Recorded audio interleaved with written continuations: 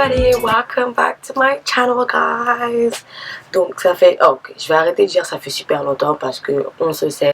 Donc je suis, on va dire, je vais pas dire je suis de retour, je vais arrêter de dire ça parce que dès que je dis je suis de retour, je ne suis jamais de retour. Donc je vais arrêter. Donc j'essaie vraiment de me remettre, en fait en quelque sorte ça va être la vidéo pour me remettre bien dans la cadence de YouTube.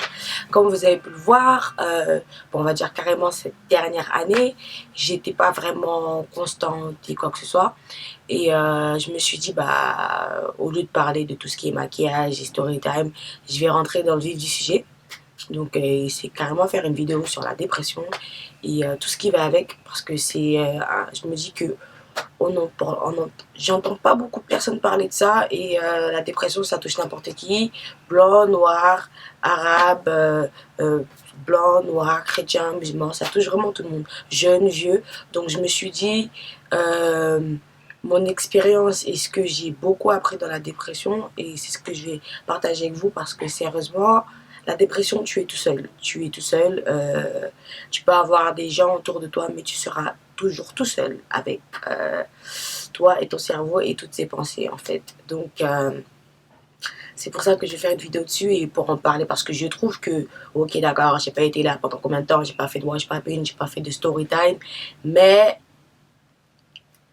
je sais pourquoi je suis partie. Et je me suis dit, et j'ai eu beaucoup de messages, beaucoup de personnes qui m'ont dit, ah Déborah, ça serait bien si tu parlais de la dépression et tout ça, comment ça a commencé et tout ça. Donc pour vous dire, ma dépression, vraiment, elle a vraiment commencé depuis Londres. C'était vraiment la raison pourquoi je suis revenue sur Paris. Pour les personnes qui ne savent pas, j'ai vécu à Londres. Bon, je pense qu'il y a des nouvelles personnes qui vont peut-être me regarder. J'ai vécu à Londres et je suis revenue parce que j'en pouvais plus et il y avait beaucoup trop de choses, et je sentais mon corps et mon mental me lâcher. Donc voilà, j'ai été à Londres, j'étais en famille. Il y avait au bout d'un moment, vous connaissez quand vous habitez chez des tatas, chez des tontons, on va pas trop rentrer dans le vif du sujet. Au bout d'un moment, ça a cassé, j'en pouvais plus, et même avec les amis, avec l'école, j'étais vraiment stressée. Carrément, en fait, pour vous dire, quand ça a commencé, c'était vraiment dur, parce que comment je peux aider à, comment je peux mettre ça? Pour moi, je pense que la dépression, déjà de un, c'est ton corps, on va dire en quelque sorte ton mental, qui te prévient pour te dire que ça ne va plus, en fait. Que il est temps de deal, comment on dit deal, genre de faire face à tes propres démons et à tes propres problèmes que tu as in you. Je sais pas comment dire ça. Je sais pas. Donc il y a beaucoup de choses. Par exemple, quand je dis ça, bah moi j'ai 21 ans. J'ai perdu mon père quand j'avais 9 ans. Depuis sa mort, je veux dire personnellement, je me suis plus sentie pareil. Et depuis sa mort, je n'ai pas vraiment fait face, en fait, à ça. On est une famille, pour vous dire, depuis que mon père est mort, on a pleuré, on n'a plus jamais parlé de ça. Mes frères et sœurs, beaucoup de mes frères et sœurs, on n'en a jamais parlé. Donc ça fait que, ok, il est mort, bim bim bim, il est parti. Et j'ai jamais vraiment fait face, bien faire, j'ai pas vraiment fait mon deuil, si je puis dire. Donc ça fait que quand c'est passé, au fur et à mesure, je vis ma vie. Un autre trauma, un autre trauma est arrivé, c'est rajouté sur le pot. J'ai continué ma vie, je continue ma vie. 2 ans après, des autres traumas arrivent. Bon, quand tu te fais cœur brisé, c'est aussi un trauma. Donc, au fur et à mesure, je pense que c'est la dépression, c'est au bout d'un moment, quand tous tes traumas ils sont arrivés à un bout. En tout cas, personnellement, je vous parle de. C'est un avis personnel, comment j'ai pu le vivre.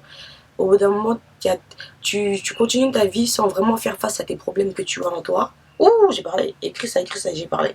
Tu continues ta vie sans vraiment faire face à tes problèmes que tu as, et au bout d'un moment, ça lâche. Et je pense que c'est là où on dit vraiment la dépression. Personnellement, moi, je vous parle. Je ne sais pas si c'est comme ça pour tout le monde, mais moi, ce que j'ai pu apprendre et ce que j'ai pu comprendre, c'est ça, en fait. Donc, ça fait que j'avais les cours, je sais pas si j'étais à Londres, comme je reviens à ce que je disais, j'étais à Londres.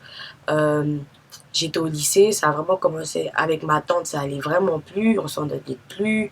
C'était toujours des clashs et moi, je suis quelqu'un de vraiment de passionnel. Je suis quelqu'un quand j'aime fort, tu vois. Ça veut dire quand tu me blesses, je suis blessé fort. Comme on dit, I hurt, tu vois ça. Je suis quelqu'un je suis vraiment passionnel, tu vois. Donc ça fait que quand il y a quelque chose qui m'arrive, c'est comme, ça va forcément laisser des séquelles en fait. Donc ça fait qu'avec elle, c'était vraiment des back and forth, c'était vraiment des clashs, tu vois. Et ça fait que avec les cours, je sais plus qu'est-ce que je voulais faire à l'université. Comme je vous ai dit, je suis pas une personne vraiment études, pas études. Donc j'étais en train de stresser, est-ce que je vais avoir mes diplômes? En même temps, je vivais pas avec ma mère était à Paris, donc j'étais vraiment un peu toute seule dans mon monde. Donc en quelque sorte, j'ai dû me former un peu toute seule. Il y a certains trucs que je n'ai pas su ou j'ai dû apprendre de moi-même beaucoup de choses en fait. Donc ça fait qu'au bout d'un moment, avec ma tante, ça clashait, avec le cours, j'avais vraiment pu. Et c'est là en fait, et j'avais ce sentiment j'avais envie d'avoir, que je me dis, j'ai que ma mère elle n'est pas là. Et il y a beaucoup de trucs, tu dis, la mort de quelqu'un, d'un parent, je dis pas que c'est ta moitié qui disparaît, mais il y a un bout de toi qui disparaît. Parce que par exemple, j'ai pas eu la chance de m'asseoir, parler avec lui, avoir des discussions. Genre, j'étais petite, donc c'était un diplomate. Donc, pour les personnes qui savent, un diplomate, c'est quelqu'un qui voyage. C'est vrai, il était toujours en mission. Donc, il était présent en même temps, mais pas présent. Donc, ça fait qu'au fur et à mesure, quand je regardais un peu les autres, quand ils sont là, ils vont parler à leur père, courir vers leur père. Donc, ça fait que quand je vais avec ma tante, je voyais, il y avait ma petite cousine, il y avait son père, tu vois. Je voyais des moments père-fille. Et ça fait que ça, c'était vraiment un gros truc pour moi jusqu'à aujourd'hui, tu vois, parce qu'il y a certaines discussions que tu as avec ton père que je n'ai jamais eues, tu vois, et que je n'aurai jamais, tu vois. Donc ça fait qu'il y a beaucoup de moments, et je pense que c'était vraiment, quand je grandissais, ma mère, je l'avais au téléphone, mais physiquement, elle n'était pas là.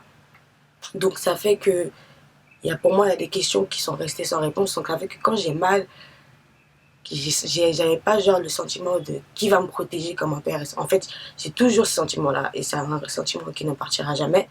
Ce sentiment-là de protection en fait, de tout ça que je chantais avant quand il était là et maintenant c'est plus là en fait. Donc c'est un truc que je me dis franchement qui est là à part Dieu, tu vois, je me dis merde, qui est vraiment là, tu vois. Donc ça fait que c'est comme si cette douleur, cette masse, elle est toujours là et jour après jour je dois vivre avec, tu vois. Donc après, il y a Dieu qui est là, bien sûr, qui est vraiment ma boussole dans les moments les plus noirs. Mais vous comprendrez, là, Dieu, c'est pas, c'est mon père en même temps, mais c'est pas père, c'est pas celui qui a fait que je suis là aujourd'hui. Donc, en quelque sorte, c'est ça. Donc, ça fait que tout ça mélangé avec ma tante, l'école, boum. Pour te dire, un jour, ça a vraiment. Je me disais, vas-y, c'est quoi? Et je ne savais pas c'était quoi ce sentiment, parce que dès que ça arrive, c'est un sentiment. Tu ne sais pas ce que c'est, tu te poses la question, tu te dis. Et moi, je me suis dit, je suis la personne, je vais jamais. Dépression, jamais ça va me toucher, jamais ça va me ci, jamais ça va me ça. Ah bon? Ok. Elle m'a montré ces quatre couleurs. Quand je voyais des gens qui se suicident et tu vois les choses comme ça, hey, comme on dit, depression is really not a joke. C'est vraiment pas un amusement. Donc ça fait que j'en pouvais plus. Euh, J'étais constamment énervée. Ça, c'est un truc avec moi. J'étais constamment énervée. Et là, même, je peux vous parler, je vais vous dire, j'ai toujours de la colère en moi, en fait. C'est constamment, je me trimballe de la colère, tu vois. Et c'est là, j'ai vu, et à Londres, j'ai commencé. Comme j'ai dit, ça faisait. Tout ça, c'était un peu en poids. Et je savais pas à qui voir. Il y avait une psy au lycée. Mais quand je partais là-bas, je me disais, vas-y, les psys, c'est pas pour moi, vas-y, je suis noire. En plus, je me disais, nous les noirs, pour dire, on a tendance à se dire que quand on a des choses comme ça arrive pas aux noirs, c'est toujours au blanc. Bon, on dit ça comme ça parce que, pour bien expliquer, je veux pas que ce soit un truc raciste ou quoi que ce soit, mais pour bien expliquer, en Afrique, problème, moi, comment on dit, health, genre, mental health, genre, comment on dit mental, la santé mentale, genre, carrément, pour eux, ça n'existe pas. Genre, pour eux, les maladies mentales n'existent pas. Si tu as un truc qui va pas ici, tu es catégorisé comme quelqu'un de fou. C'est tout. Tu es fou ou folle, c'est tout. Il n'y a pas, oui, elle a dépression. Pardon. Donc, c'était vraiment, donc, pour une personne comme moi, j'ai eu personne autour de moi qui a vraiment expérimenté ça, où j'étais là physiquement pour le voir. Donc, j'étais vraiment toute seule dans ce brouhaha. Et un jour, c'est toujours un jour, hein, je suis tombée dans les vapes. Je partais en cours. Et il y a vraiment ma tante qui était là pour moi. Famille. Donc elle a pu vraiment voir en fait la chute. Et en fait, je suis une personne, je rigole tout le monde, toujours. J'adore la fête. Il n'y a pas quelqu'un qui aime plus vivre le yaya, le vous plus que moi. Je suis une personne, je peux faire du blush pendant une semaine s'il faut aller faire la fête. Je suis quelqu'un de joyeuse. Vous me connaissez, je suis toujours de ah, dans le cri, dans le blabla, dans le farfelu. Je suis vraiment dans l'extrême. Et tout ça, ça avait disparu. Ça avait disparu. Et c'était un jour, je reviens à ce jour-là, que j'ai vraiment vu qu'en fait, j'ai mis le point, je me suis dit, c'est dépression. Je partais en cours, tout ça. Mais quand je vous dis, j'étais fatiguée. Mais c'était une fatigue qui partait au-delà du physique, en fait. C'était une fatigue, parce qu'on sent la fatigue, ouais, je suis fatiguée, ouais, je vais dormir. Mais c'était une fatigue, mais on dirait une pluie de ciment, en fait. Et le ciment, c'est quoi? D'abord, c'est liquide. Au fur et à mesure du temps, ça devient dur. Ça devient dur, tu ne pourras plus avancer. Donc, ça fait que j'avais carrément perdu tous mes repères. Et moi, je peux dire ça vraiment, la dépression, tout ça, ça peut se déclencher vraiment quand il y a des traumas, un changement de vie, un rappel. Moi, en plus, c'est un peu, j'ai l'étiquette de l'abandon, si on peut dire ça. Donc, quand je me sens abandonnée par quelqu'un, c'est comme si, vas-y, tout est remis en question. Parce que la mort de mon père, je l'ai vu comme un abonnement. C'était je dis un abonnement, waouh. Genre, c'était comme s'il m'avait abandonné. Même quand des fois, parce qu'il y a des jours, genre la fête des pères, je ne vais pas vous mentir, c'est le jour où je parle le plus avec eux. Je me livre, je me dis, comme par exemple, des fois, j'essaie de parler avec lui, je dis, tu m'as abandonné. Tu vois, et c'est comme si je ressens de la colère constamment. Donc, ça fait que quand quelqu'un part ou quoi que ce soit, après, je ne dis pas que c'est pareil avec la mort, parce qu'il n'a pas voulu, mais c'est juste dur, en fait. C'est dur. Et quand je reviens ce jour-là, j'étais fatiguée. Et j'étais fatiguée. Et en fait, je montais ma tante. Ça, c'est après, avec ma tante, je vivais chez une tante. Et avec elle, c'est vraiment pas bien passé. Donc, je suis partie chez carrément une tante qui était la petite sœur de ma mère, tu vois, vous voyez. Donc, j'étais partie et j'étais un peu plus libre de mouvement dans le sens que j'avais plus d'épanouissement de où j'étais là-bas. Parce qu'il y avait où j'étais avant, il y avait tellement de clash en fait que je ne pouvais plus. Sinon, c'était vraiment mais des clashs, mais je vous dis, c'est des clashs, voilà. Je ne vais pas rentrer dans les détails, mais en tout cas, c'est des clashs. Donc, ça fait que je reviens à ce jour-là. J'ai. Qu'est-ce qui s'est passé? J'étais fatiguée. Et ça, c'est je peux dire c'est cette fatigue-là. Si vous la ressentez, et c'est le moment de mettre à genoux, prier et faire face à vos démons qui vous suivent depuis des années. Parce que je vous dis, cette fatigue que j'ai ressentie, elle a agi sur mon corps juste après. J'étais fatiguée. Et je montais la pente pour aller prendre mon tram pour aller au lycée. Je montais la pente, je montais la pente. En même temps, j'étais fatiguée physiquement parce que la pente, elle était vraiment haute. Hein. Ouf, on va pas se mentir, la pente, elle était vraiment haute. Donc, je montais, je montais, je montais. J'arrive. Et là, je vois quoi? En montant, je vois le tram. Donc, je commençais à courir et tout ça. J'arrive dans le tram. Et j'étais quand même, rappelez-vous, j'étais fatiguée. Et je me suis dit, mais c'est quoi cette fatigue, tu vois? Et j'étais fatiguée, mais fatiguée mentalement aussi. C'est un sentiment que quand vous êtes fatigué mentalement, vous allez le savoir. C'est pas comme la fatigue, vous pouvez dormir, non. Fatigue mentale, c'est que tu te mets là, ton corps est fatigué, tu te couches, mais tu ne trouveras pas le sommeil. Ta mind ne dort pas. Je te dis directement, tu ne trouveras pas le sommeil. Donc, c'est ce qui s'est passé. J'arrive dans le tram et je chantais que dans mes mains, je ne sentais plus mes mains. Dans le sens, mes doigts, je commençais plus à sentir mes doigts. Donc, ça fait que j'étais rentrée dans le tram, j'ai attrapé la barre, mais je ne sentais plus mes mains. Je ne sentais plus mes mains. Et, et c'est comme si j'étais consciente, hein, mais j'étais fatiguée. Mais c'est comme si, vroom, je suis tombée dans les vapes. Et j'étais consciente, j'avais les yeux ouverts, mais mon corps, c'était même pas consciente, mais c'est juste que c'est comme si cette fatigue, j'étais arrivée, je luttais constamment avec, en fait. Genre ma vie tous les jours, je partais en cours, mais c'était mon corps qui me disait allô, allô, il y a un problème, il y a des problèmes, il faut que tu règles ça tout de suite. J'étais là, je partais en cours, je faisais comme si c'était pas. Et j'étais là comme ça avec, je tenais la truc là, du tram, je sais même pas comment on l'appelle, et je suis tombée. J'ai dit, ah, coup, comme ça. Je dis, hé, mais moi, en fait, j'étais toujours consciente, mais mon corps, ma bouche ne réagissait plus, en fait.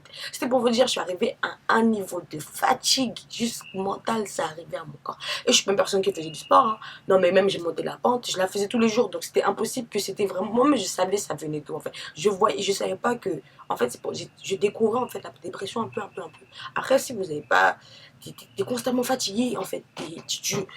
Bon, bref, je reviens, je suis tombée dans les vagues. Je voyais les gens, j'entendais les voix. Je parlais, mais ma bouche ne parlait pas. Genre, c'est comme si, je sais pas si vous avez regardé Get Out, quand la meuf elle fait les tasses de thé, là, touk, touk, touk, t'es un peu comme dans une chambre noire et tu vois tes deux yeux comme fenêtre, en fait. Si je parlais, c'est comme si je criais, mais mon corps était off. Pour vous dire que c'est là que j'ai vraiment remarqué que tout est vraiment connecté. Tout est vraiment connecté. La santé mentale n'est vraiment pas un jeu. Et je suis une personne que je pense qu'il y a beaucoup de choses, en tout cas j'ai pu le sentir, il y a beaucoup de choses qui me sont arrivées dans ma vie, tu vois. J'ai vu la mort plusieurs fois, voilà, il y a plein de trucs franchement que, voilà, et je me suis dit, et des fois c'est là que j'ai réalisé que, bon bref, je reviens à l'histoire, je suis partie à l'hôpital, tout ça, et les pompiers sont venus me chercher, ils ont essayé le truc, je réagissais, mais limite, je vous dis, j'étais en train de crier, ah, c'est bon, lâchez-moi, je suis bien. Mais mon corps était parti, il ne répondait plus. Ma bouche, limite, j'arrivais même plus à l'ouvrir. Ma large bouche, là, je n'arrivais plus à l'ouvrir. C'était devenu un problème. Donc, on arrive à l'hôpital, tout ça, ils ont pris ma tension. Ah, tu connais high blood pressure? High blood pressure. Hey, quand tu fais fond, là, voilà. Ils ont vu que c'était arrivé à un niveau. Et j'avais pas encore 18 ans, donc vous connaissez, à Londres, tu es plus, quand tu es un enfant, tu es l'enfant du gouvernement, tu n'es pas l'enfant de tes parents. Et c'est pareil un peu ici, mais à Londres, une fois que vous faites des enfants, vos enfants ne sont plus les enfants, vos enfants ne sont plus vos enfants. Ils sont l'enfant du gouvernement. Donc ils ont vu ça. Et d'abord, ils m'ont rien dit, ils m'ont dit, ça va à la maison, tout ça. J'ai dit, et moi, je suis une personne, moi, j'ai toujours été, ouais, sociale, tout ça. Je ne veux pas m'approcher, c'est pas mon truc, c'est pas mon délire. Non, non, non, non, non, non. Donc, moi, dès qu'on me disait ça, je dis, il n'y a rien. Mais ils disaient que, ils m'ont dit que c'est pas normal, votre tension, elle arrive à là, il y a ça, il y a ci, il y a ça. C'est, ouh, mais moi, je bouge, hein. Il y a ça, il y a ci. Donc, il y a un problème, vous voulez voir quelqu'un, vous voulez parler à une psy. Ils m'ont dit ça, je dis, ah, moi, psy, je vais aller voir psy, pourquoi? J'ai rien à dire. Donc, je suis rentrée chez moi, ma tante, elle a prié pour moi, ça m'a aidé vraiment. Donc, c'était vraiment, et c'était vraiment aussi spirituel dans le sens, tu vois, que c'est là un tout petit peu, j'ai dit qu'il faut que je parle à Dieu, il faut que je me remette à la prière, il faut que je truc, tu vois. Donc, ça, c'était la première fois que j'ai vu, en fait. Et quelques mois après, ça partait, mais il y avait tellement de soucis pour rester. C'était vraiment. J'ai eu mes diplômes, mais je ne m'étais pas inscrite à l'université avant. Et carrément, pour vous dire, comme j'ai dit, j'avais pas envie d'aller à l'université. Et j'avais pas encore mes 18 ans. Donc, ça m'énervait un peu. Donc, tout ça. Et après, quand j'ai mes 18 ans, tout ça, je suis revenue. Je suis revenue.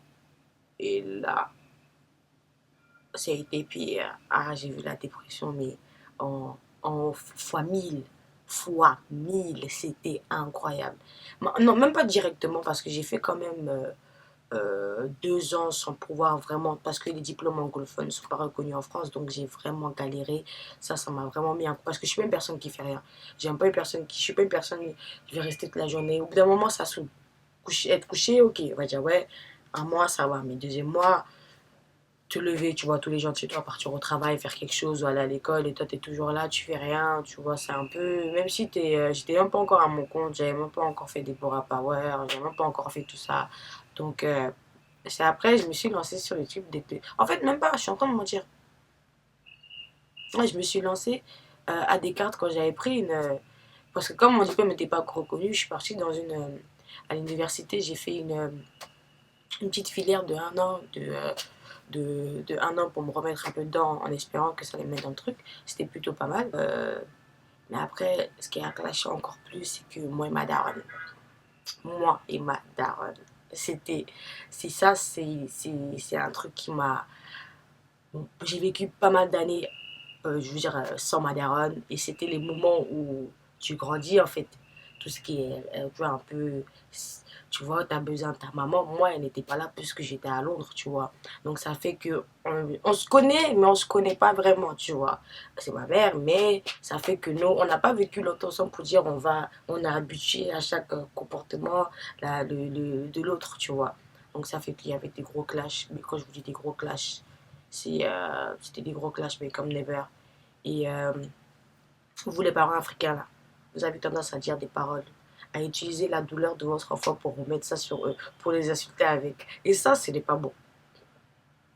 Tu vas dire à ta daronne, maman, regarde, j'ai un trou dans les cheveux ici. Elle va dire, oh, ça va aller, ça va aller. Demain, vous allez faire par là, elle va prendre ton trou pour ton cheveu, pour t'insulter. Donc, ça fait qu'avec ma daronne, c'était vraiment des clashs.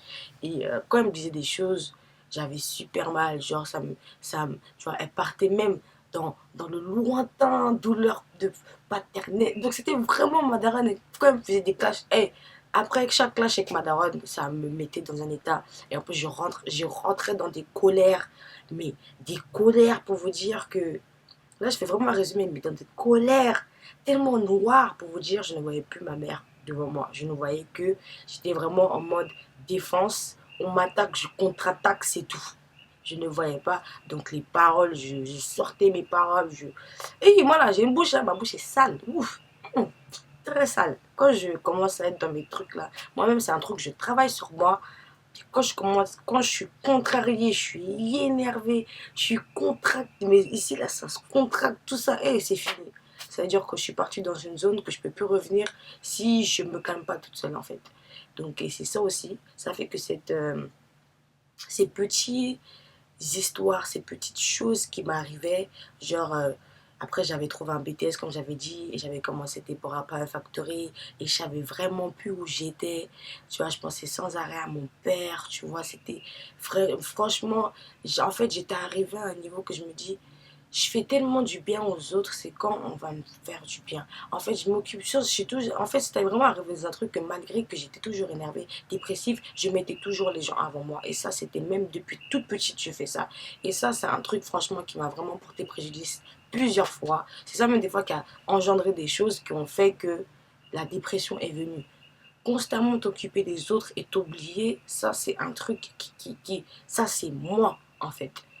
Et c'est arrivé à un niveau que tu t'occupes tellement des gens et les gens commencent à être ingrats, tu vois. Donc vous allez dire, mais elle se perd, mais en fait, c'est juste un enchaînement, en fait. En fait, je vous décris moi-même et je vous décris, en fait, ce qui a fait que aujourd'hui, j'ai vraiment. Et on peut. Bon, j'ai décrit, en fait, c'est un peu une story time, anecdote, tu vois, on parle de dépression, un peu, tout ça. Donc ça fait que au bout d'un moment, j'arrêtais pas, j'étais constamment énervée. Je vais me réveiller, je vais être énervée. Quand je vais parler, je vais crier. Et arrivé à un niveau que, à chaque fois qu'on me faisait mal, parce que je me dis, attends, moi je fais tout ça, même par exemple avec ma daronne. Je vais dire, attends, moi je fais ça, je fais ci, tu fais tout ça.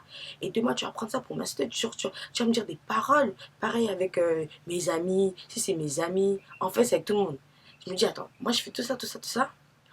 Et et vous allez me dire des paroles comme si j'avais pas de sentiments en fait. Après tout ce que j'ai fait pour vous, et vous allez me parler de cette manière.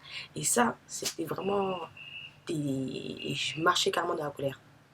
Et je savais que et être toujours énervé, c'est un peu, parce que par exemple, je vais être énervé, je vais être dépressif, je vais pleurer. Après, il y a une montée d'adrénaline, de colère qui va prendre tout mon corps. Après, je sais pas si ça vous marche, mais en tout cas, moi, dépression et colère, ça fait partie de pleurer et m'énerver, ça fait partie de moi. Donc, ça fait plus partie de moi. Non, ça fait plus partie de moi. Donc, ça fait que jusqu'à aujourd'hui, tu vois, j'essaie de me calmer. C'est un travail que j'essaie de faire sur moi. Moi, en tout cas, c'est que la dépression a engendré plusieurs trucs. Mais en fait, ce que je veux dire aussi sur la dépression, c'est que la dépression, comme j'ai dit, c'est un réveil. C'est un appel que ton corps, parce que je sais pas s'il n'y a pas de communication entre toi. Tu peux te parler à toi-même, mais avec ton corps, je sais pas si vous comprenez en fait. Ça fait que un corps n'a pas de bouche pour te dire à Déborah, j'ai mal ici, oh j'ai mal là, oh ta tête, ton mental n'a pas de bouche pour dire à Déborah, j'ai mal, tu vois.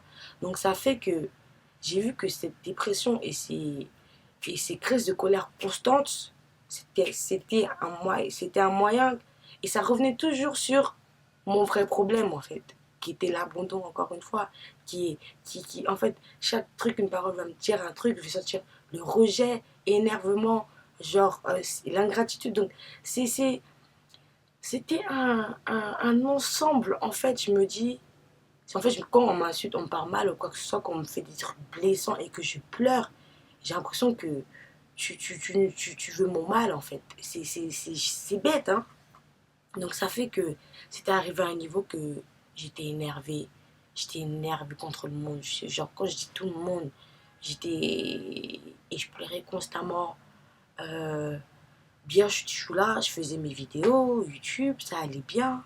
C'est vraiment avec ma daronne, ça a vraiment commencé que j'ai vraiment perdu tout intérêt que j'avais. Être consommé par la colère tout le temps ou toujours être en train de pleurer. T'oublies franchement les choses qui te rendent heureuse en fait. Toutes les choses qui me rendaient heureuse, toutes les choses qui me faisaient m'amuser, j'arrêtais de les faire. Mes amis que je captais tout le temps, je les captais plus. Genre, on m'envoie des messages, je réponds, vas-y.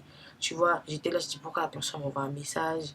Ah, c'est pour me faire. Tu vois, j'avais perdu, même filmer, j'avais perdu. Dans tous mes meilleurs potes, on s'embrouillait, ou bien ils vont voir, je vais être sur les nerfs pour rien. Ou bien ma meilleure amie, elle va dire, mais elle m'a appelé, je suis contente d'avoir des bonnes amies, en fait. Elle m'a appelé, elle m'a dit, Déborah, il faut qu'on parle. Tu vois, c'est bien d'avoir des copines qui faut toujours faites la fête, patati patata, mais quand tes copines t'assoient pour dire les quatre vérités, dis, dis merci à Dieu parce que ces personnes, ces copines-là sont de vraies copines. Parce qu'elles voient qu'il y a un problème. Tu vois que tu n'es pas toi-même. Et en quelque sorte, j'étais en train de me perdre en fait. J'étais carrément en train de me perdre. J'étais euh, carrément, pour vous dire, parce qu'on parle de dépression, mais aussi des pensées de suicide, je reviens à ça. Ma première pensée de suicide, c'était à Londres. Un jour, j'avais pris le bus, je reviens sur ça, j'avais pris le bus, je partais en cours, je dis, mais qu'est-ce que je fais?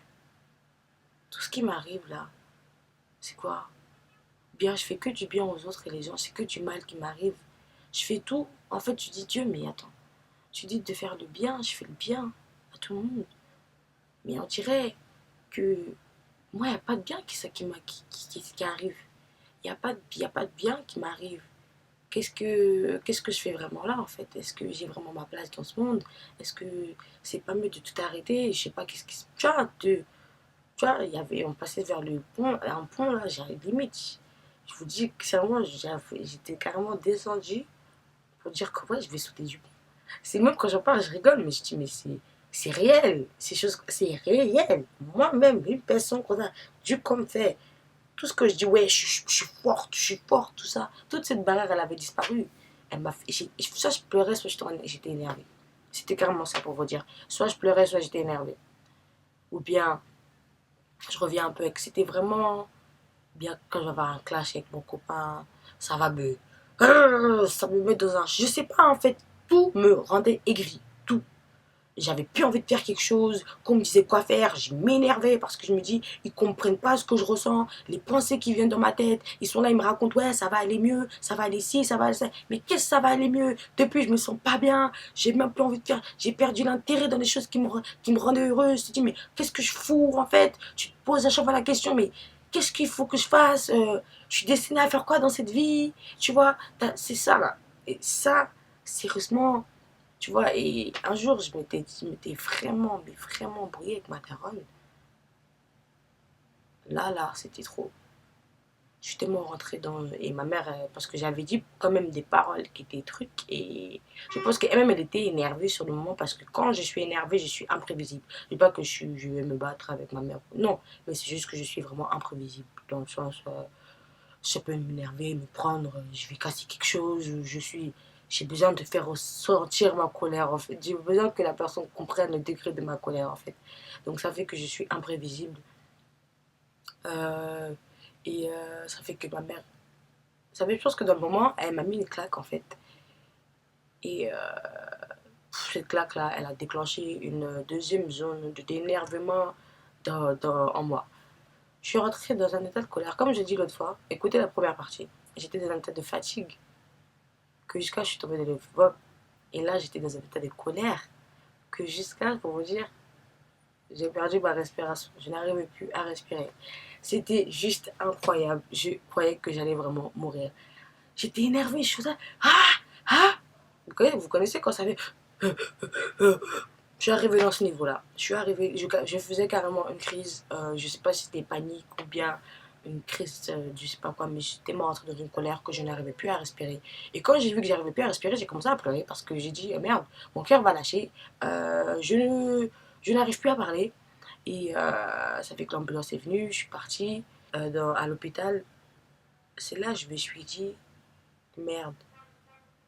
Et juste avant ça, quand je partais en cours, je voyais une psy. Et je vous dis, ça me faisait grave du bien. Ça m'aidait à me libérer. Elle m'a aidé à comprendre la source de tout ça, en fait. Et vraiment qui revient encore à la mort de mon père et l'abandon que j'ai ressenti, en fait. Donc, ça fait que je parlais avec elle. Et si ça m'a fait vraiment du bien. Mais si j'ai arrêté les cours, je ne peux plus avoir accès à la psy, tu vois. Donc, ça, c'est ce qui est... Après l'embrouille, j'ai arrêté de respirer. C'est passé 2 semaines juste après. Donc, juste, je vous dis, si vous partez voir un psy ou une psy, ne dites jamais ce que vous vous êtes dit à quelqu'un. Gardez-le pour vous. Ce que peut-être vous avez envie de raconter. Vous pouvez raconter, mais racontez aux personnes qui ne vont pas utiliser ça contre vous quand vous êtes énervé. Donc voilà, c'est un petit conseil que je peux donner. Donc ça m'aidait vraiment à comprendre et tout ça. Et en fait, en quelque sorte, c'était vraiment la mort de mon père et que je n'ai vraiment pas fait face en fait. Et fallait que je prenne un temps de m'asseoir et faire face à tous ces problèmes, à toute cette douleur que j'avais encore, cette colère en fait. Donc il y a plein d'exercices qu'elle m'a donné à faire que je n'ai toujours pas fait. Je ne sais pas pourquoi. Donc, mais en fait, ça m'a aidé à comprendre.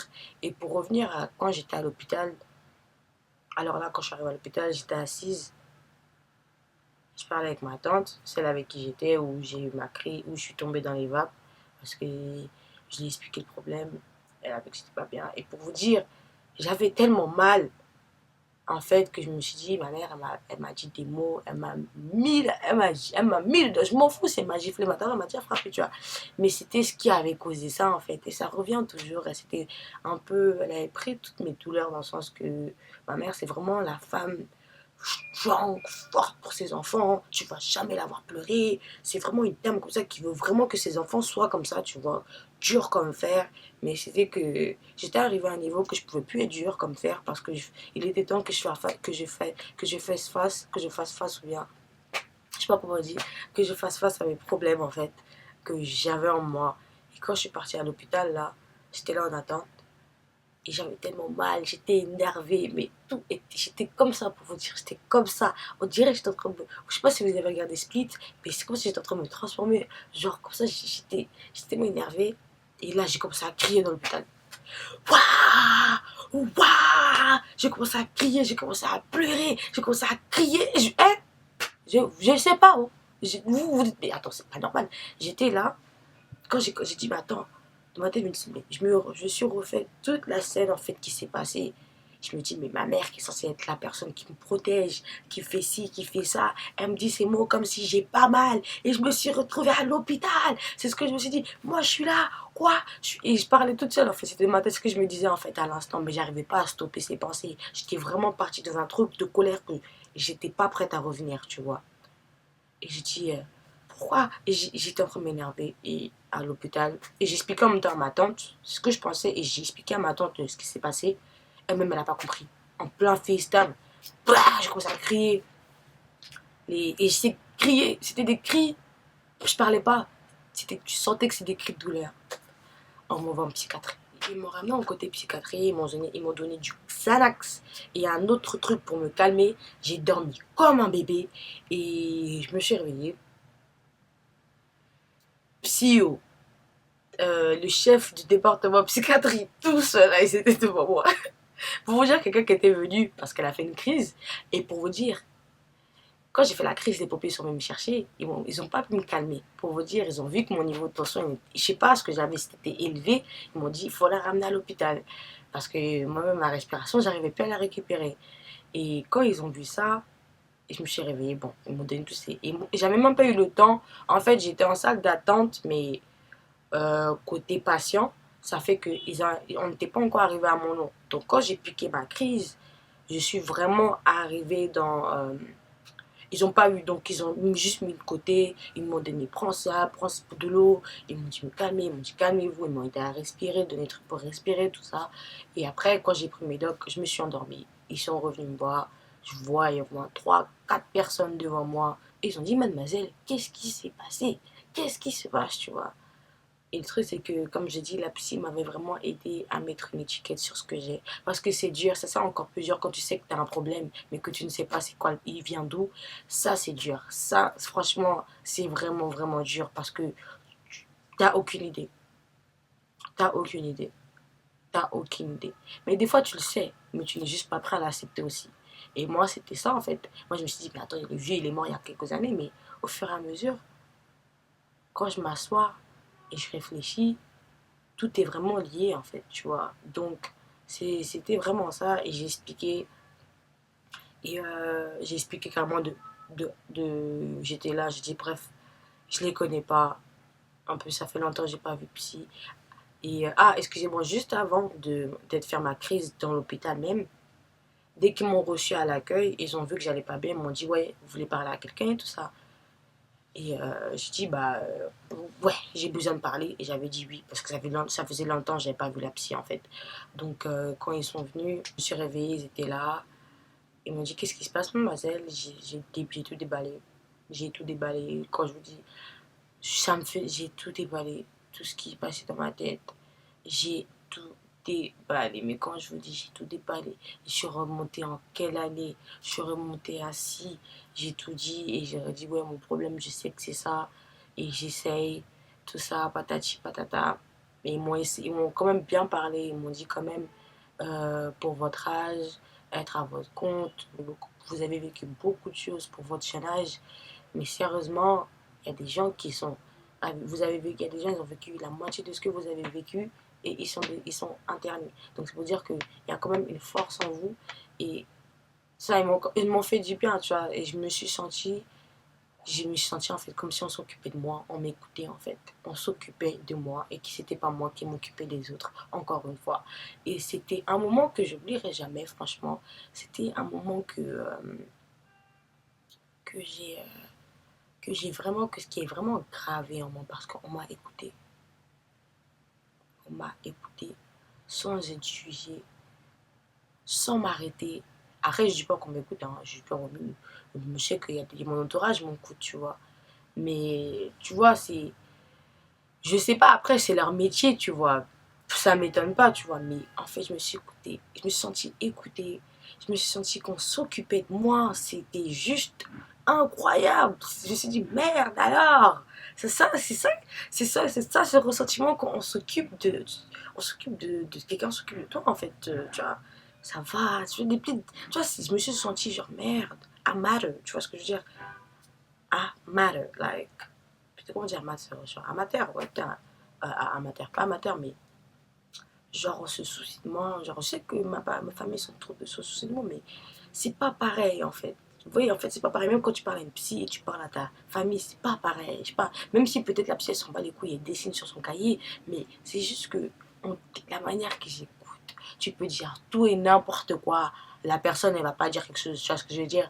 Forcément, tu dis à quelqu'un, je suis désolée, mon proche, je vous aime, mais il y aura quand même une opinion, un, un, qui va nous niquer le mood, qui va nous niquer notre ressentiment quand on est là, on vous parle de quelque chose et vous dites, ah mais tu sais, non, tu sais rien.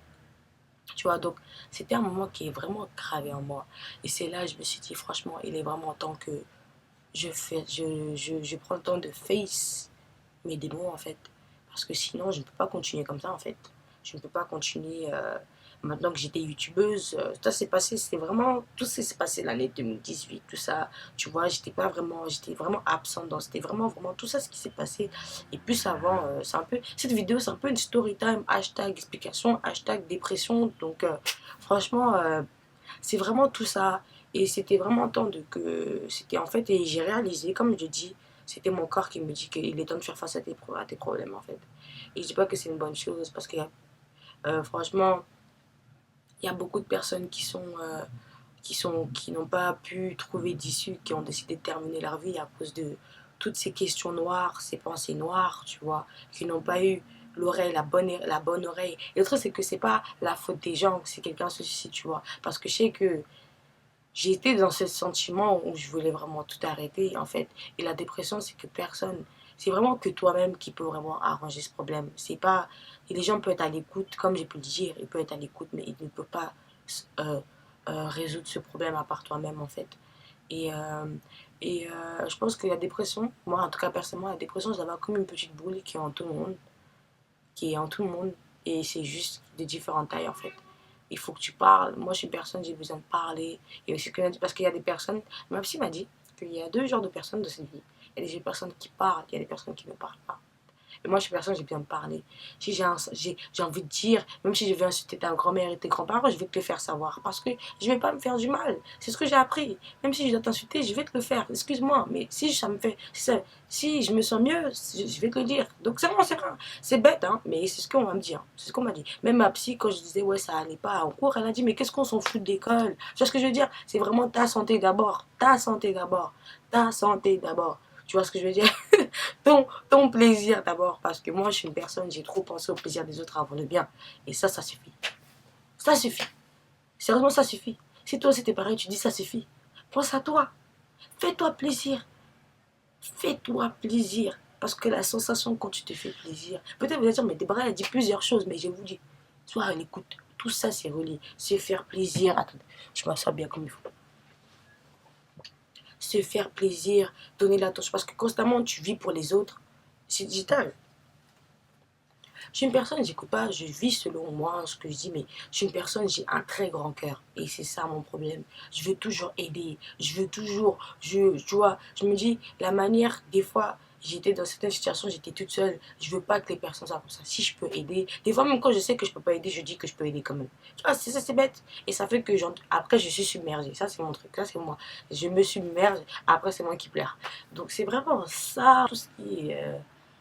Euh, comment on dit ça, mais tout ce qui est vraiment ça en fait. Donc la dépression, je peux dire que c'est ça. Et chez nous aussi, c'est un petit message chez les Africains, tu vois, parce qu'on a une génération, la dépression va beaucoup nous toucher. Je suis désolée de dire ça, mais on a une génération, en plus, ça a déjà commencé. Avec tout ce qui est réseaux sociaux, tu es là, tu vois des choses, on te dit c'est ça qui est parfait, c'est ça qui doit être comme ça, on te dit comment tu dois être en fait. Et ça, c'est pas tout le monde qui peut l'assumer parce qu'il y a eu beaucoup de suicides ces dernières années et on est notre génération et la génération suivante, ça va être vraiment, parce que là, je suis désolée, le monde est devenu du n'importe quoi, mais on va être touché comme pas possible en fait. Moi, peut-être c'est ça, mais puis il y a d'autres personnes. Tu vois, c'est comment ils sont, leur futur. Il y a beaucoup de trucs, il y a beaucoup de déclencheurs en fait. Ça, la dépression, c'est pas petit, tu vois. Après, mais c'est pour dire que quand tu as un problème, tu sais que tu as un problème ou bien tu sais que tu as un truc, ou bien c'est un exemple que je vous dis, hein. J'ai un peu terminé de parler, mais c'est pour dire que je suis arrivée à une conclusion que il faut que je, je réapprenne à me rendre heureuse, que je continue les choses, parce qu'il y a des choses qui me rendaient heureuse, qui me rendent plus heureuse maintenant, tu vois. Mais il faut que tu penses à toi d'abord. Ça, c'est un truc que j'ai pu comprendre et la dépression va te faire comprendre, va te faire sentir ça. Parce que c'est pourquoi, parce que la dépression, t'es tout seul, t'as personne. Donc si tu vas pas, si t'occupes pas de toi, je sais pas qui va s'occuper de toi en fait. Donc c'est vraiment ça en fait. Choisis-toi toujours. Ça m'a appris de choisir en première. Euh, c'est vraiment ça. Et aussi, faites attention à- parce que des fois, c'est une amitié qui peut te faire ça. C'est une amitié qui peut te détruire. C'est une relation qui peut te détruire. Moi aussi, tu as été des relations, peut être des déclics, tu vois. Par exemple, si tu es en couple et que vas-y, le gars te tège, un truc comme ça, c'est encore un gars qui t'abandonne, tu vois. C'est plein de trucs qui est lié. Ou bien tu as peur que tes amis te laissent tomber. Tu vois, c'est vraiment partout. On a tous cette crainte-là, mais des fois, faire face à ces démons, c'est très important. Il y a beaucoup de personnes là sur YouTube, on ne parle pas beaucoup de ça, mais il faut vraiment faire face et des fois en parler, ça fait du bien. Et vous les personnes là, si vous avez fait du mal à quelqu'un, c'est des fois, pardon, excuse-moi, ça va faire du mal, ça aide. Franchement, s'il y a beaucoup de personnes qui m'auraient dit pardon de tous les mal qu'ils m'ont fait là, je te jure, peut-être que je serais mieux. Peut-être tu vas dire, ouais, faut pas laisser les gens avoir une emprise sur toi, mais on est tous des humains, on a des sentiments. On n'est pas en bois. Tu vois ce que je veux dire? Même si quand t'es gifle, ça te fait mal. Tu vois ce que je veux dire? Donc c'est juste une question de... Aussi, faites attention et parlez. Et votre entourage, les gens, c'est un peu dur de voir que quelqu'un a une dépression parce que des fois, à part si tu connais pas la personne, parce que moi, c'est ma meilleure amie de 3 ans, 4 ans, non, même pas de 4, maintenant on va dans 5 ans et 7 ans, 8, on va dans 5 ans et 8 ans, qui ont vu, elles vont m'appeler, elles vont me dire, t'es pas que t'es pas bien. Je vais t'entendre rigoler sur Snap, mais la meuf, elle dit, elle va pas bien, mais regarde, je suis toujours en peignoir sur Snap. Tu vas dire, mais je t'ai pas posé en fait, il y a quoi derrière ça en fait? La meuf, elle est toujours en peignoir. Des fois, juste avant, je viens à peine de pleurer, de terminer de pleurer, et je snap. Et je me dis, parce que quoi?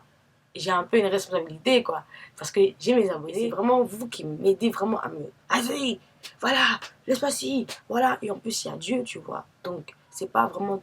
Tout le monde n'est pas vraiment dans mon cas, tu vois. Mais toi qui peut-être qui a cette dépression, qui te sent pas bien, parle-y. Et vous, les proches, vous êtes aveugles. Vous êtes aveugles. On n'a qu'à le dire. Vous êtes aveugles. Si quelqu'un vous dit non, je vais pas bien, je vais bien, et tu sais que c'est pas bien, tu vas, ça se voit. Apprenez à lire le body language. C'est pas que le langage de la bouche, le langage corporel dit tout. Comment ça? Le langage corporel montre plus de choses que la bouche dit, ce que la bouche dit. Montre plus de ce que, attends, montre plus que ce que la bouche dit. Voilà. Donc, please, regardez autour de vous. C'est comme si je dis pas que c'est votre faute qu'après, demain, il y a des gens qui se suicident, mais please, ouvrez les yeux. Parce que quand tu es dans ta dépression, une personne dit non, j'ai pas envie de te saouler avec mon problème. Et je vous dis, parce qu'une personne qui a une dépression, vous n'allez pas forcément l'été, mais une parole peut vraiment lui faire ressentir du bien, tu vois. Et ça, c'est parce que, rappelle-toi, on se sent, quand tu as la dépression, le grand sentiment, c'est que tu penses que ton existence est inutile. Tu arrives à un moment, tu te dis que ton existence est inutile dans ce monde. Et ça, je dis pas que c'est le problème de quelqu'un, pas du tout, parce que je suis vraiment dans le truc que les personnes qui se suicident, c'est pas la faute de quelqu'un, mais je dis juste, regardez, ouvrez les yeux. J'espère que cette vidéo a été... Je sais que j'ai parlé beaucoup de choses, mais ça me tenait vraiment à cœur d'en parler de tout ça. Et sérieusement, ça me fait du bien. Je suis prête à me remettre dans le story time, le make-up. Et j'avais vraiment besoin de... Ces dernières années étaient vraiment un combat avec moi-même. Et franchement, ma lumière, yes, ouais. Donc, qui m'a vraiment ouvert les yeux. Et j'ai vraiment appris sur moi-même. Donc, please, please, please. Des fois, c'est juste que les gens qui sont autour et les parents, et non plus les Africains, je dis Africains, toute l'Afrique, nous Africains, on pense qu'on est des fous. Non, la santé mentale, c'est normal. C'est normal. C'est pas un truc bizarre, c'est normal. S'il y a des psys, ça veut dire que c'est quelque chose de normal. S'il y a des gens qui travaillent pour vous aider pour aller mieux, c'est-à-dire c'est normal. T'es pas un fou. Parce qu'il y a des gens qui disent, ouais, t'es fou, vas-y, c'est quoi ça? C'est pas bien. Les gens comme ça, je suis désolée, vous êtes des enculés. Je le dis, vous êtes des enculés. Parce que franchement, j'étais ces personnes qui disaient, mais c'est quoi la dépression, ça va jamais me toucher, mais ça m'a l'épée. Bien que il faut. Et jour en jour, tu as des jours qui arrivent, tu dis, c'était vraiment dur de m'asseoir devant la caméra. Je vous dis, hein, ah, c'était dur, c'était vraiment dur, mais ça me fait que du bien en retour. Donc sérieusement, j'espère que vous avez aimé cette vidéo et que ça vous a aidé un peu à comprendre qui est vraiment Déborah. Donc après, si vous voulez parler des messages, je suis vraiment ouverte à ça. Et désolé, hein, là, peut-être vous m'avez envoyé des messages, j'ai pas répondu. C'est vraiment, j'étais vraiment dans ma zone. Certes, là, je vous voyez peut-être que je faisais mon site internet de perruque. C'est vraiment ça qui m'aidait à avoir la tête haute. Donc personnellement, c'est une responsabilité que j'ai maintenant. Donc voilà, donc allez checker mon site internet, hein. Voilà, donc tu sais les bang bang, ça c'est la bang bang, bang bang, bang bang. Donc je vous laisse mon site en bas, mais c'était pour vous dire que la dépression n'est pas un jeu. Faites attention, ouvrez les yeux. What? I need to jump in the rap game. Motherfuckers ain't ready for me, y'all. Motherfuckers ain't ready for me, y'all. Voilà, je reprends ma folie. Donc ça veut dire que je vais un peu mieux. Donc voilà quoi. Mais en tout cas, c'est normal la dépression. La dépression va devenir votre meilleure pote parce qu'en fait, la dépression va te pousser à devenir meilleur. J'ai pas dit ça, hein. Faut pas que ça revienne m'attaquer en tout cas. Mais c'est vraiment un truc que tu perds l'intérêt dans tout. Et c'est aussi le malin qui peut faire ça. Tu vois. Et le malin va en profiter parce que la dépression est une ouverture au diable aussi. La dépression est une ouverture au diable parce que tu es dans le noir complet.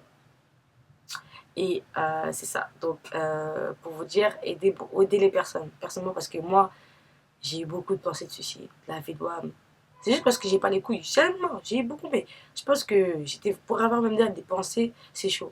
Et moi, je sais que, et je dis pas que c'est le suicide, c'est bien, mais pour les gens, je sais pas, là, j'étais déjà pas bien pour déjà penser à ça, mais pour les gens, de se couper, de se tailler, je me dis franchement, à quel point la personne a été déchirée. Et je sais que tu pourras pas sortir une personne de dépression, mais le fait d'être là et écouter, je vous jure, le fait d'être écouté, parce que ça, tu te fais sentir, tu te dis qu'en fait, je suis utile à quelqu'un, quelqu'un s'intéresse à moi, tu vois. Donc, je vous dis franchement, écoutez, c'est très écouter. Des fois, tu vas pas voir le sitôt, mais ça peut être tellement un petit truc, tu vois. Des fois, on est obligé quand tu as dépression, on a envie d'avoir des gens qui sont là. Donc, on va vous lancer des signaux, des fois, on va pas vous lancer. Et c'est que t'es pas, comme je dis, on pense chacun à sa vie, tu vois. Tu vis pas pour les autres, mais je dis que franchement, je remercie les personnes qui ont vraiment été là pour moi, tu vois. Parler, quand je pleurais, pour vous dire, il y a des jours, j'ai pété un câble, j'ai commencé à pleurer. Ma mère, elle savait pas, elle m'a regardé, elle s'est mise à genoux, elle a dit, qu'est-ce qu'il y a? Parle-moi, qu'est-ce que tu as? C'est pour vous dire que c'est un combat, c'est incroyable. Mais le fait d'être là, ma maigrée m'a fait chier dans ces moments-là. Puisque des fois, je veux dire, des fois, c'est elle qui les active. Mais je dis que franchement, elle a été là, tu vois. Elle a fait. Pour une Africaine qui se connaît pas en tout ça, parce que les Africains, ils connaissent pas tout ça. Ils vont dire, c'est quoi ça encore? C'est quel esprit que c'est mon enfant? Non! Ferme ta bouche, c'est ça là pour ton enfant, c'est tout. Désolée, mais c'est vraiment, vraiment que ça. C'est vraiment que ça, en fait. Donc, c'est parce que la personne elle commence à perdre goût à la vie, en fait, petit à petit. Et le temps passe. Et moi, je voyais le temps passer, mais voilà, c'est vraiment, vraiment ça. Et j'espère que vous avez aimé ma petite vidéo de anecdote slash dépression slash storytime. Donc, c'était vraiment ça. Faire face à vos démons, occupez-vous de vous-même, être à l'écoute des autres quand tu es dans la dépression et quand tu n'es pas dedans, tu vois. Et même pour les personnes qui sont en sortie, bon, tu en sors, tu vois. C'est un feeling, tu vois. C'est un peu un truc, un wake-up call, je pense. Un peu un réveil. Après, si vous avez un peu votre opinion dessus, vous pouvez laisser un commentaire et tout ça.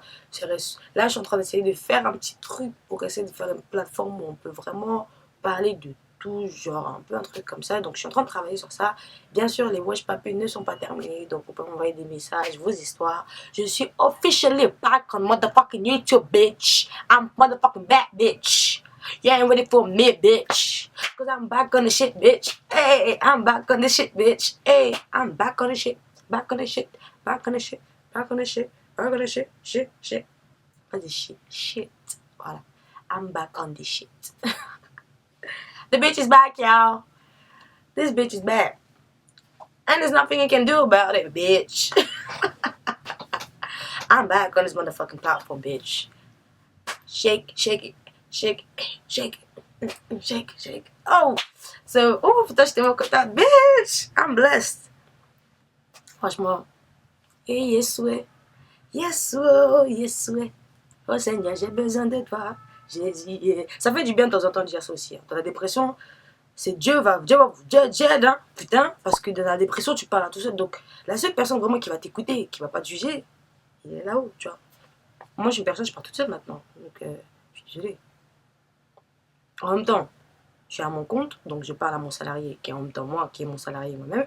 Et comme vous avez pu voir le post, et aussi, je parle à Dieu. Donc, sérieusement, de toute façon, vous inquiétez pas. Bah aussi, hein, je vous dis juste, hein, je me remets dans le make-up aussi parce que c'est bien les story time, mais le make-up, j'ai trop de maquillage qui sont en train de prendre la poussière. Ah, je vous dis pas, hein, même pour vous dire, on perd l'intérêt dans tout ce qu'on aime, on perd mes maquillages prenaient la poussière, pour vous dire. Mais pas poussière, tous mes maquillages prenaient poussière. Donc voilà, mais en tout cas, franchement, j'espère que vous avez aimé cette petite vidéo. Ça vous a éclairé la lanterne. La prochaine fois, je sais que vous aimez parler de garçons, les conneries comme ça. Là. Vous inquiétez pas, vous inquiétez pas. I'm back, bitch. I'm back, bitch.